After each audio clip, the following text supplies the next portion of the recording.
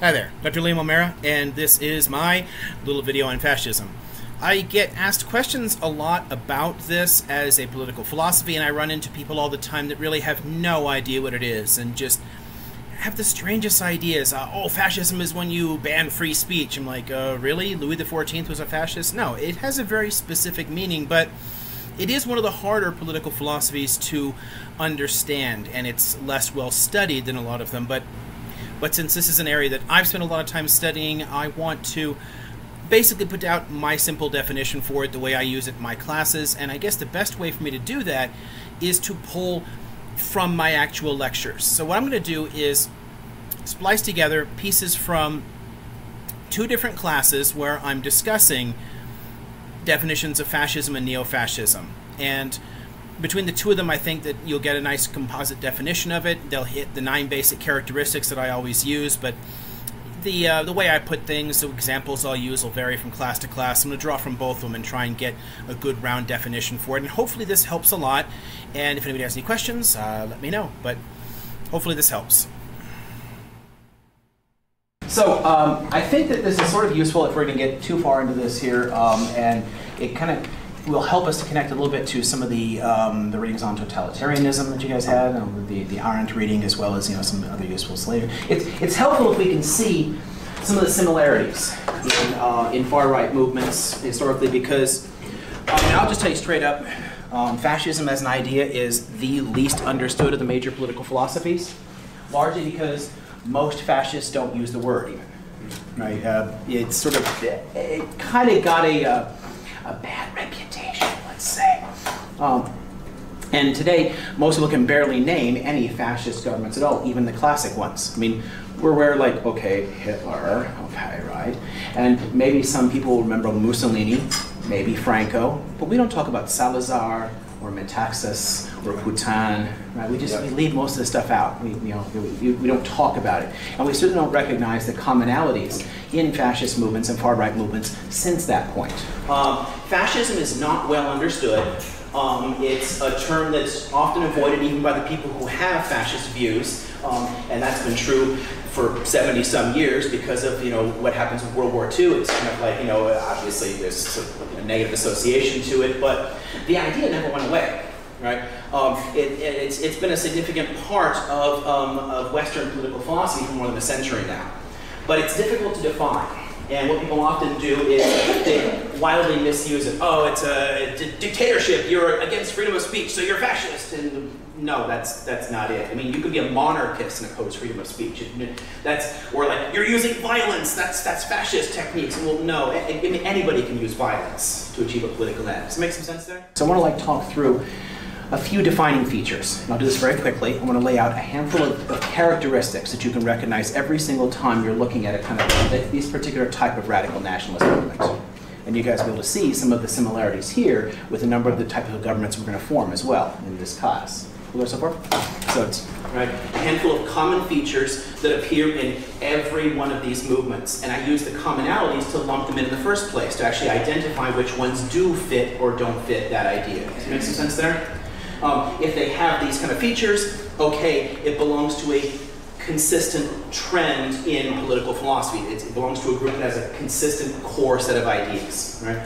And that kind of technique works for any other political philosophy as well. You can do that for socialists, liberals, whatever. Here you can lay out a handful of core features and then use those features to identify different movements. First thing all fascist movements have is they are anti-liberal. By liberal, we mean here that they oppose things like human rights discourses, they oppose things like freedom of the press, they oppose things like democracy. They are against the idea of universal human rights and values. The values of the rights given to citizens here. Right? Against the kind of liberal discourses that have been common in the West, especially since like the post-World War II era, like the rise of the United Nations, all that kind of stuff here. So, always anti-liberal. By anti-liberal, I mean they oppose individual rights. It's a key defining characteristic here. It's going to be more about the needs of the collective, the nation, over the individual, and you're going to oppose things like free press. Talk much more about the needs for security of the state as a whole and the nation as a whole, and not your right to protest per se. But they're also anti-conservative. And this is a tricky point for a lot of people here. Especially since a lot of people who are going to have fascist views may have some elements of conservative view as well. They may often be socially conservative people. But there's a distinction I'm going to bring in here, right? Conservatism, as a political aesthetic, means that you want slow, managed change or little to no change. And if there is change, it has to be change that keeps tradition in mind. What you're basically doing, you're saying, okay, this is fine, no more, we're good. Right? Reactionaries, on the other hand, say, this is bad, what we had 50 years ago was good, let's go back to that. Saying let's go back 50 years is not conservative. That's reactionary. Do you see the distinction here?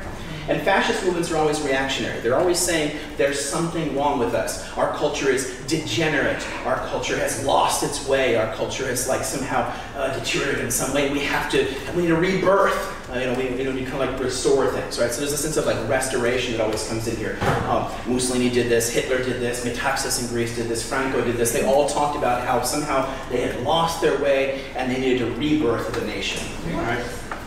Yeah, it was. I mean, but that kind of thinking of looking back to something, there's something wrong with us now, and we need to go back, is an inherently reactionary way of thinking. So anti-liberal, but also anti-conservative, right? Because conservatism means this is fine, this is good, don't change much. Yeah. Right? It means that we want to slow down change. Conservatism is about slow, managed change that takes into account tradition, right? Let's keep in mind the importance of traditions and hierarchies, and then like only change a little bit at a time as we need to. Fascism is always reactionary, and reactionaries are by definition not conservatives. Right? This is again, liberal and conservative are wildly misused in the U.S. Right? If you're like the 50s were good, let's go back to the 50s. You're not a conservative, you're a reactionary. See the difference there? Because it's actually arguing for radical change. And fascism argues for very radical change. It argues for a thorough rebirth in society, a kind of a restoration after a long period of decline. If you're talking about like, we're in somehow like, our society is declining and becoming degenerate. That's not conservative. That's reactionary. It's anti-conservative. Cool there so far? So it's neither liberal nor conservative. Now, one of the most important core values of all fascist movements is radical nationalism. Fascism is inherently hyper-nationalistic. We talked about what nationalism means earlier in this semester, didn't we? Mm-hmm. You guys remember what nationalism means? How is nationalism different from patriotism? Remember that distinction here? It's one of the first things we ran into. Nationalism is a group of people.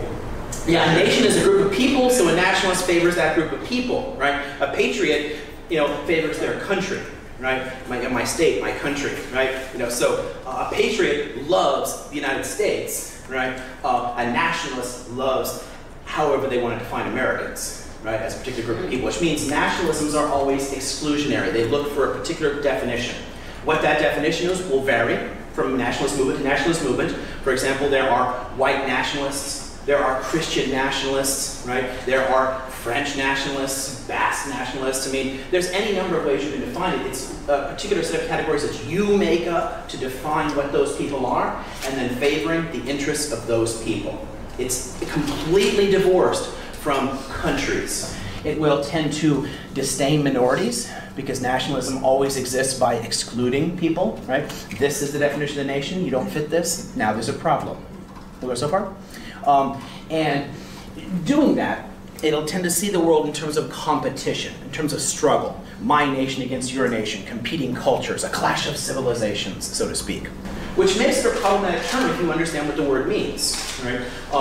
And it has been very uncommon in American political discourse for a long time for a reason, right? In fact, much of the political classes often complain about it. I'll give you just a right now sort of example here. So you brought up, you mentioned Trump, right?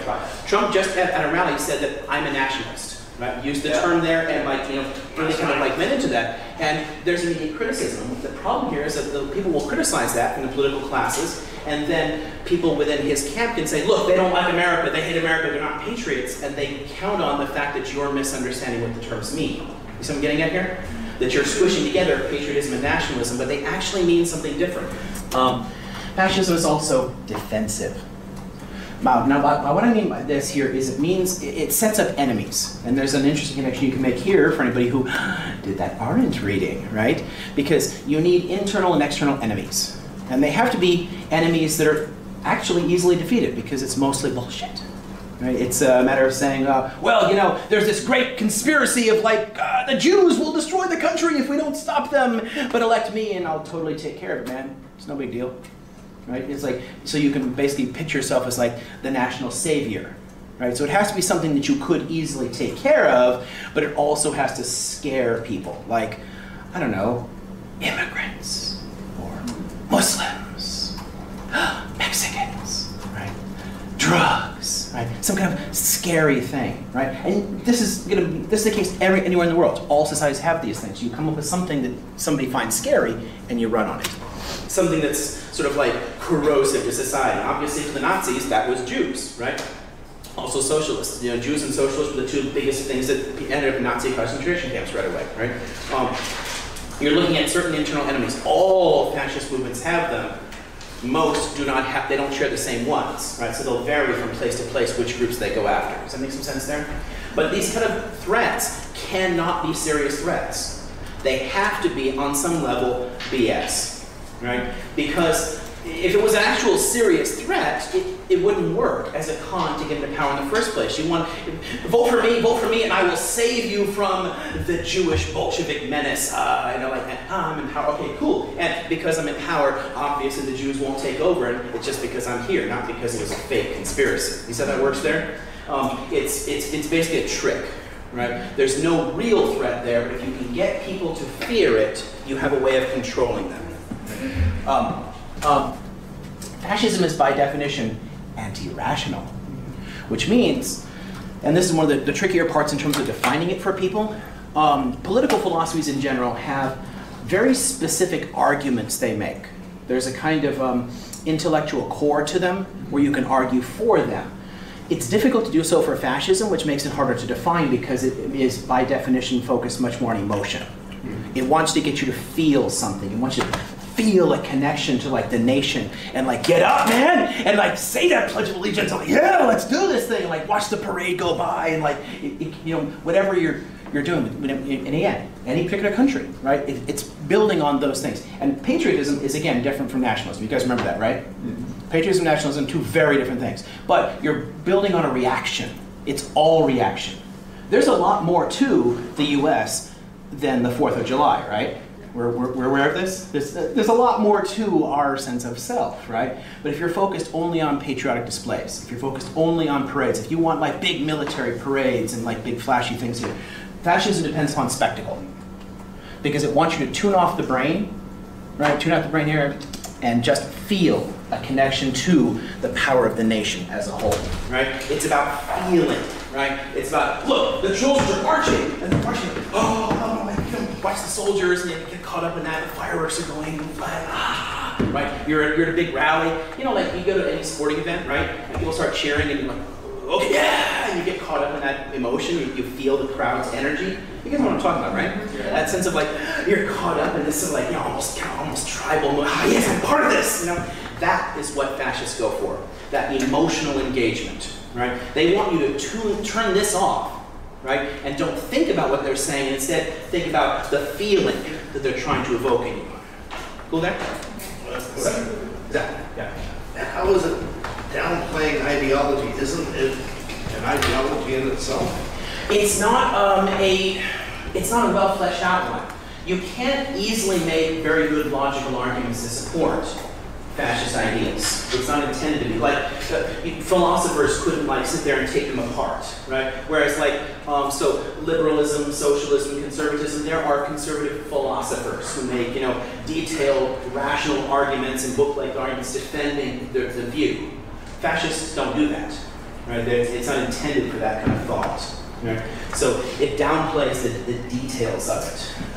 It still has core convictions, core ideas, but it's not making those kind of like academic arguments for them. And connected to that, it always depends upon charisma, right? So Mussolini was an inherently charismatic man, right? Hitler was an inherently charismatic man. right? You look at some of the Latin American dictators, same kind of thing. A number of the other European ones, there's a whole lot of fascist movements. We tend to only talk about two ever in history classes, but there were a lot of them. And they all have somebody up on top that has a particular view, that kind of can be the media presence, and they tend to make arguments like, trust only me. I am the savior of the nation. I can fix things, right? Not we, not my movement, not my set of ideas, but me. I can fix it. I'm the only one who can solve this thing. I'm the one that can take care of you. Any leader who's doing that, who's saying, it's just me, it's me, I can take care of you, is veering in this direction, right? That's one of the hallmarks of totalitarianism overall, right? And again, fascism and totalitarianism are not the same thing, right? But fascism is a form of totalitarianism, right? So this feature obviously is in common with both, right? There's overlaps between these two. Does that make some sense there? So Stalinism is a form of totalitarianism, but it's not a form of fascism. So this is one of the linking characteristics between several different forms of totalitarianism, like the Juche system of North Korea, or Stalinism or Nazism. Right. Leaders of fascist movements tend to depend upon the development of a cult of personality around them. Makes sense there? Fascism is corporatist, and this is one of the weirder parts, because people often think of it in terms of corporations, and corporatism is not actually about corporations at all. It actually means a way to neuter the labor movement. What people argued for here was that labor organization, unions and whatnot, are detrimental to the interests of the nation because they teach a kind of class-based solidarity, not a type of nation-based solidarity. You see how that works there? So all the poor people working together against a few rich people who own everything, versus a whole bunch of Germans working together against all the French people, regardless of your economic situation. You see the difference between them? What corporatism argues is that people should be organized into particular groups there and put to work within the different industries somehow, that there should be a way to get the work to work within the business framework and the corporations, right, working for them without the labor unions. It's a way to kind of neuter that labor movement. And it also pushes the corporations themselves, the businesses themselves, to pay attention to the needs of the nation, right? So it's sort of opposed to the whole multinationals idea, globalism, right? And it focuses on the businesses should serve the interest of the nation as well as the workers should. So it's a sense of bringing together the business interests and the workers and putting them to work for the interests of the nation as a whole. What we're getting at here is a way to see that fascist movements, even the Nazi movement, which had the word socialist in the name of the party, are not socialist in any way. They actually are explicitly anti-socialist in terms of their basic character. And that affects both this term and the next one I give you here about populism. Socialist movements are based around class identities, right? The working class is being abused by the owner class, right? And it tries to get all workers, doesn't matter what our differences are, our religions, across borders, whatever here, workers should work together against the interests of capital. You see how that works there? That's socialism in a nutshell. What fascist movements do is they neuter socialist movements by attacking the idea of class consciousness and instead get you to identify with your nation. Right? And if you're identifying with the nation first, well, we don't need unions. So I'm going to close down all the unions, no trade unions, right? No independent organization here. Instead, we'll create kind of guilds to represent you to businesses, right?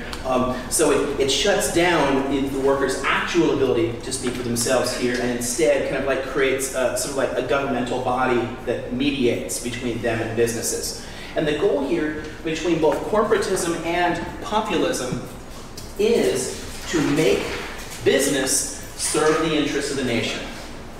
Oftentimes, right-wing populist movements, and there are tons of those currently in Europe. Viktor Orban's movement, the current ruling party in Poland, the National Front in France, which I have the pen here. There's a whole bunch of different populist movements out there. Populists make the same kind of emotional appeals to workers that socialists do. You're getting your clock clean, you need to fix things here, but they offer radically different solutions to that. Right? The socialist solution is to find some way to constrain the business class itself, right, and get it to basically share more the value that's being produced. Basically, what socialists want is for you to own your own labor, right?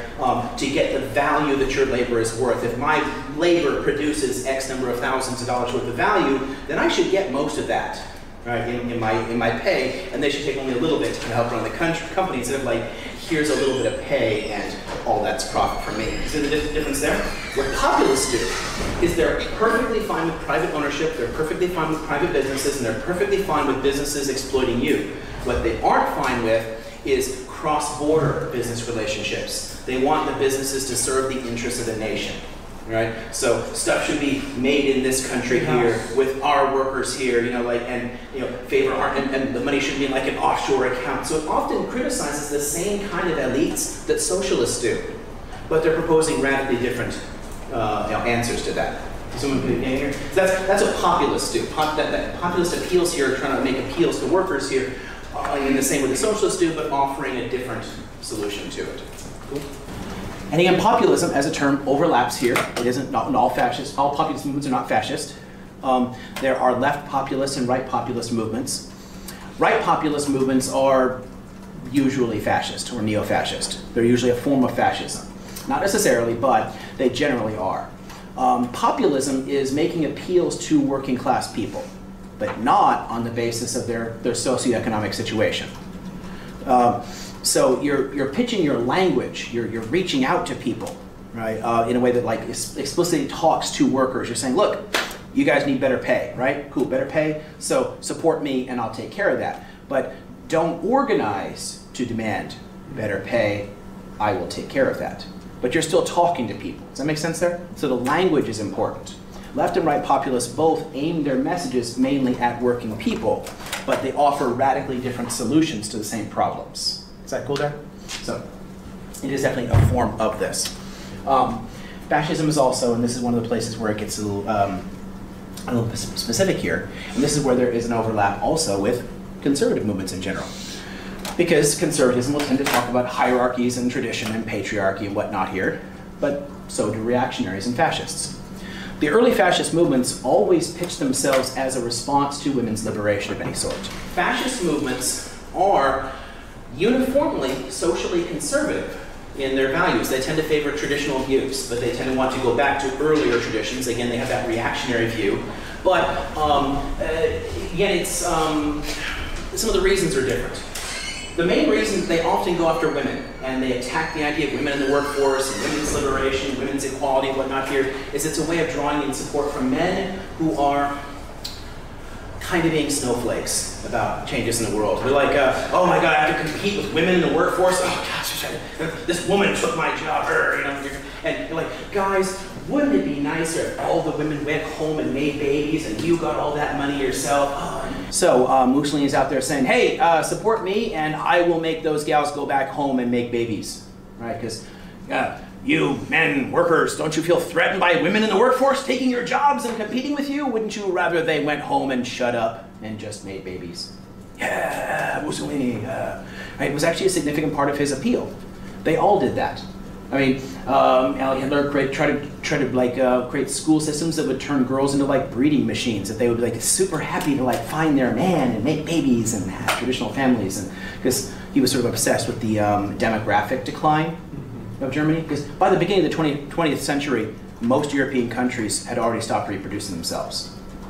I mean, France actually, even before the Germans or most other ones here, like it was dependent upon immigration just to maintain its population, although it was mostly immigrants earlier on from other parts of Europe. But they all went into this period here. So before even the 2 world wars, Germany was already flat. And he's still thinking like, we should have like 6 kids, big farmhouses, like traditional rural life. That makes sense? You can still see echoes of that, can't you? Mm-hmm. Anyone hear when you talk about white genocide? Right? So that's all about like immigrants are going to come in and take place of people here because white people don't make enough babies or something and the country will turn brown and oh, it's so scary. That argument is inherently fascist, right? And it's arguing for a much more traditional role for women to stay home and make tons of babies so you have very large families and blah, blah, blah, right? It's an inherently like reactionary nationalist argument. But by definition, it's pretty misogynist. And like the one, you guys, kind of like romanticizing of like the 1950s one-parent income, kind of like the guy could feel, I'm bringing in all the money.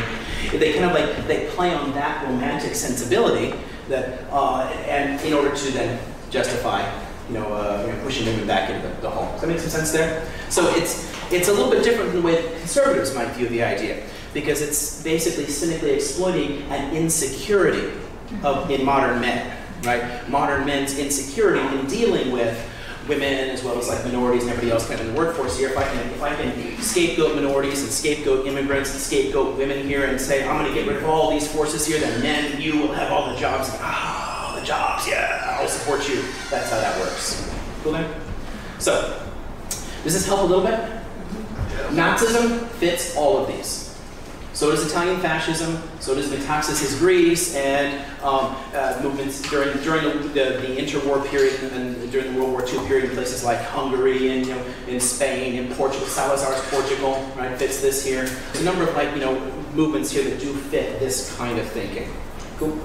I hate to do it to you, but Nazi actually stood for National Socialist German Workers' Party. Okay, address that. Yeah, the simplest way to address that is that the Nazis used the name as a con to draw in working class support. They were initially competing in street politics with actual communist and socialist movements, right? And they were trying to make the same kind of appeals, but also including that kind of social conservatism element. So if you're a worker and you're listening to people like, trying to rile you up, hey, you guys should get paid more. Paid more, that sounds good. I like getting paid more. And we should all unite across borders and give equality to women and Jews and stuff. Oh, I don't know if I like those ideas. The guys over here are like, you should get paid more. And screw the Jews and the women, we'll send them back home. Oh, that sounds a bit more like me. And so that works. What Hitler did was took the word socialist and gave it its own definition. And it's actually in their own writings, right? They say, this is what we mean by the word, and it has nothing in common with actual socialist principles. Socialism, at its core, means that workers own the means of production. So all socialist movements are opposed to private property. The Nazis were never opposed to private property. And in fact, there was a small faction within the party that did have socialist sympathies. They were still radical nationalists, but they had some sympathies. As soon as Hitler got in power, he had them all assassinated.